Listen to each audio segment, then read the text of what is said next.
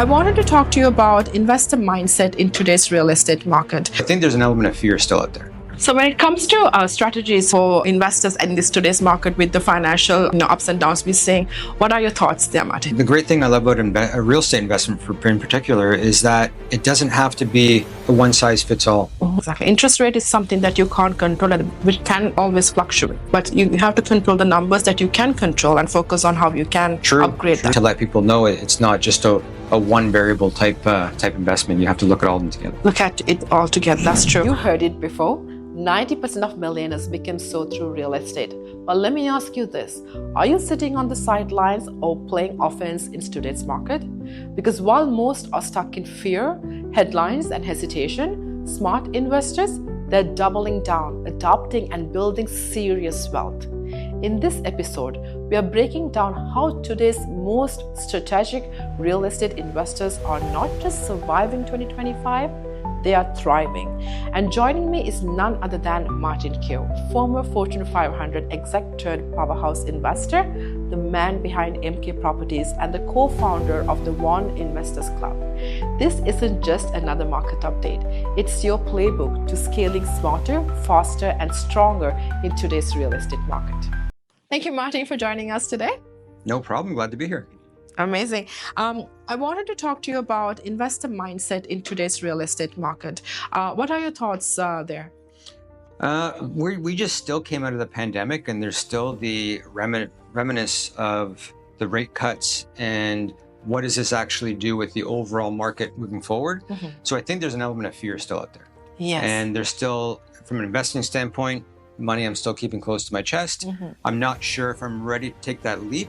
However, from the true investor mindset, the ones that see the opportunities, the numbers speak for themselves, and it comes down to the numbers. And hopefully we try to keep emotion out of our decisions, and the numbers are starting to look better. They're looking really good from a cash flow perspective. What you can purchase homes at, all the numbers and all the variables around those numbers are looking quite healthy. And it comes down to investors, and once they see that opportunity, will they take action?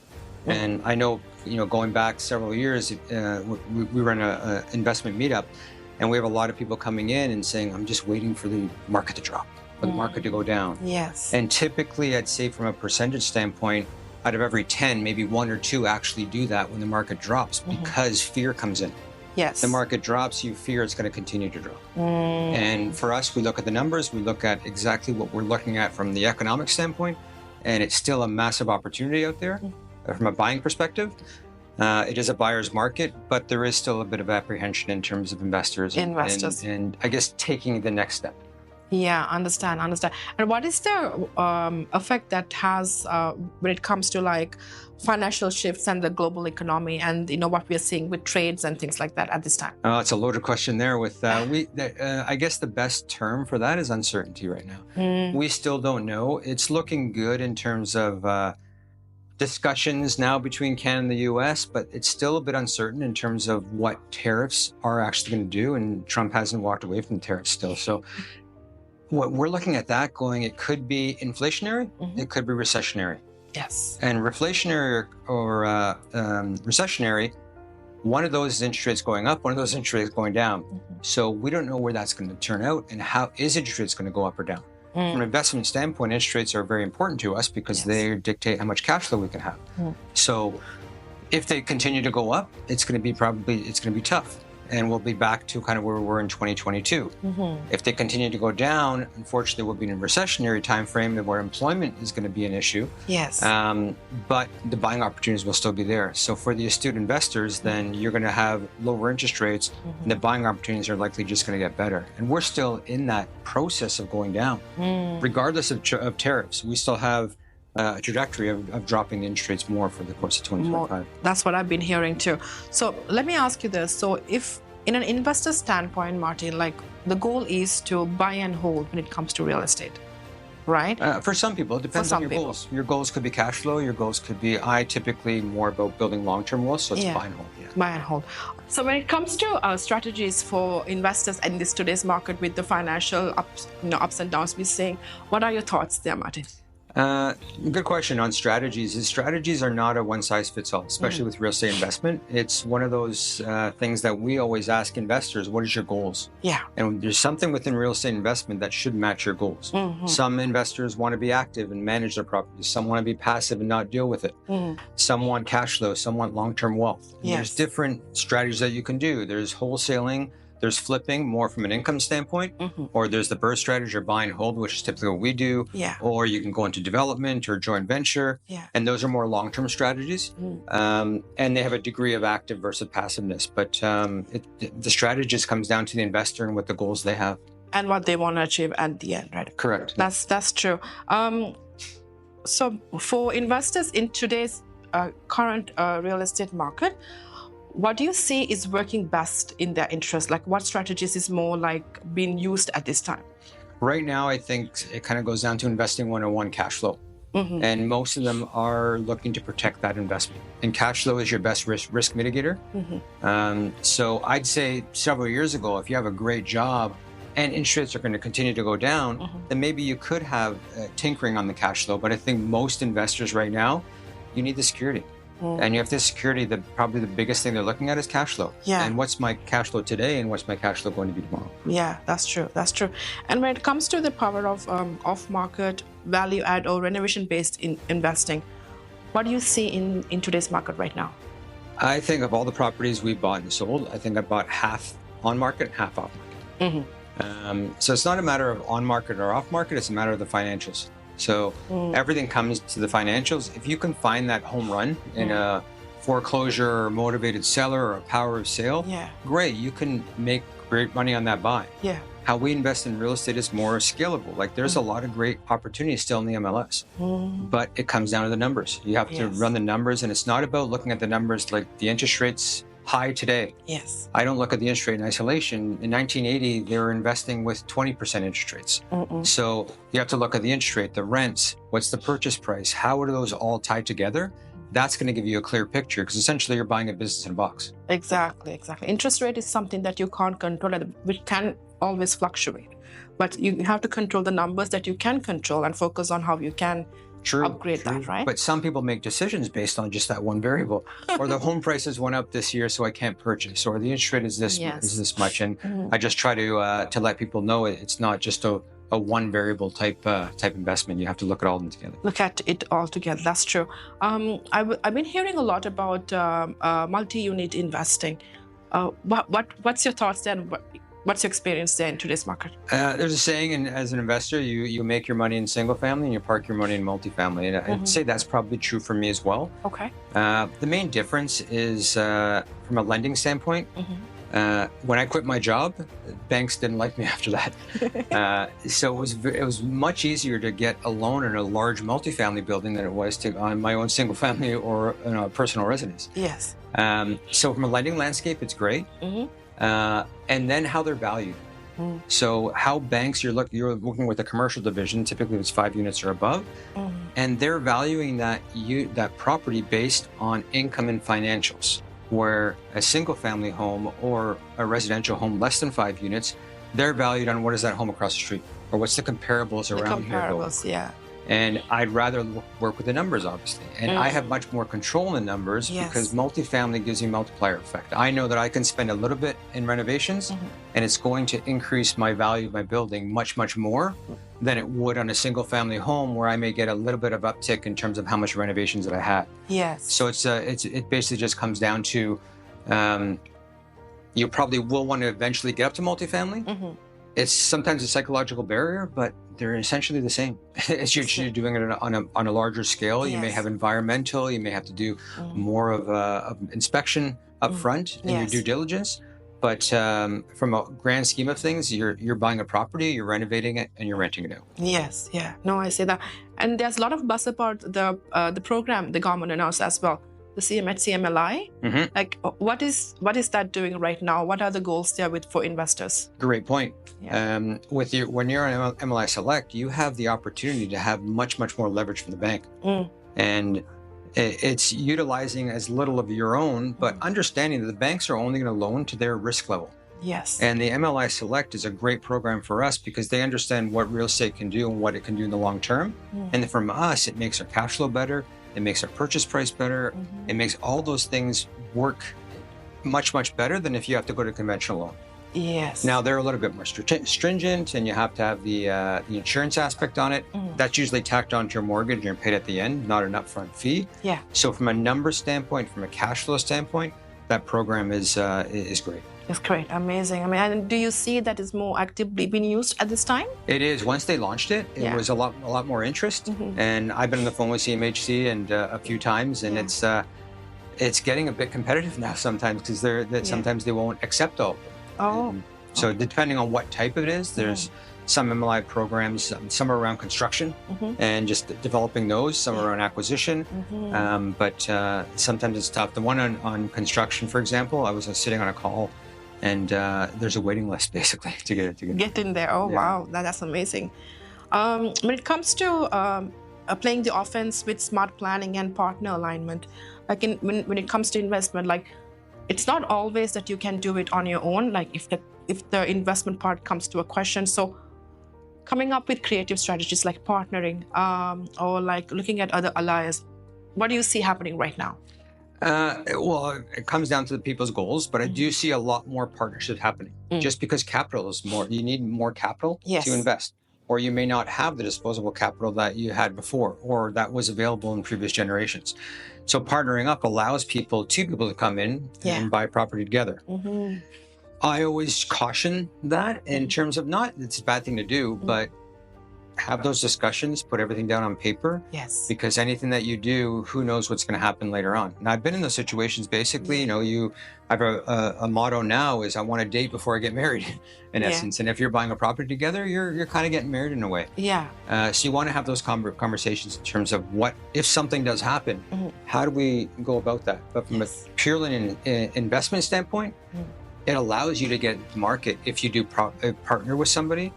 However, there's options out there that you don't need to partner with anybody. You can do fractional buying as well and buy a portion of it. Or buy REITs or buy something on the market. You may have to have lower returns. Yes. But because there's a lot more management fees around that. But for the ones in terms of how we invest in syndications and partnerships and joint venture possibilities, you can get a much higher return. But if you're partnering up, then you're basically 1, 2, 3, 4, 5 people on a property. You have to manage who's going to be managing it. Who's the responsibilities? How much capital is coming in? What's the value of all those? Who's going to go on the mortgage? There's a lot of questions around that. But for sure, from a financial point of view, it can help you go that one extra step. Definitely. So like if you're thinking about investing or getting into investing or partnering in investing, always sit down and talk your goals through. And maybe get some advice from experts like yourself, Martin, to have that guidance over like what to expect. And if you were to expect something that unforeseen, what should be the next steps? Yeah, we always have them do a consultation or some sort of discussion at the beginning. Some are just raring to go. If they come to one of our classes, I love real estate, this is fantastic, let's go into the market. Yes. We go, whoa, we'd like to find a little bit more about you. And it's not for the sake of we don't want to go out into the market, but we want to put them on the best path. Exactly. And that best path could be dependent on what their job is, how qualifiable are they with the banks, which order do we want to go to the banks on?